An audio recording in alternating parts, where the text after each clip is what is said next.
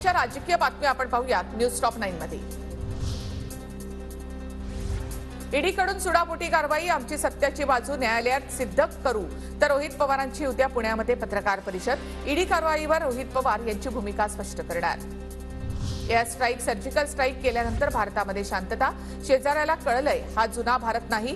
370 कलम हटवल्यानंतर दगड मारण्याची कुणाची हिंमत झाली नाही। जम्मू काश्मीरमधील हिंसाचार 81% कमी झालाय, देवेंद्र फडणवीस यांचं विधान। आचारसंहिते आधी मंत्रिमंडळ बैठका आणि विकास कामांचा धडाका। 11 आणि 12 मार्चला मंत्रिमंडळाची बैठक। पुढच्या आठवड्यामध्ये आचारसंहिता जाहीर होण्याची शक्यता। पुण्यामध्ये अजित पवार, फडणवीस, सुप्रिया सुळे एकाच मंचावर येणार। उद्या मल्टी स्पेशालिटी हिलिंग हॉस्पिटलचं उद्घाटन।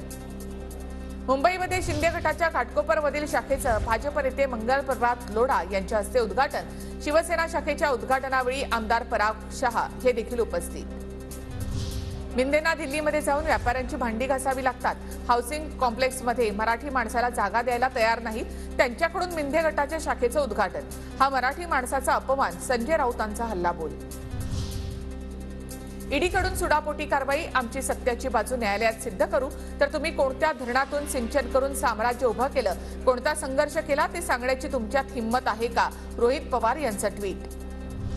कारवायांसमोर अजित पवार, प्रफुल्ल पटेलांनी गुडघे टेकले आणि भाजपत गेले, पण आम्ही चुकणार नाही। रोहित पवारांवरील ईडी कारवाईवरून संजय राऊतांची टीका। साताऱ्यामधून सारंग पाटलांना उमेदवारी मिळावी, पोस्टर व्हायरल। सारंग पाटलांच्या समर्थकांकडून सोशल मीडियावर पोस्टर व्हायरल। सारंग पाटील हे खासदार श्रीनिवास पाटलांचे चिरंजीव।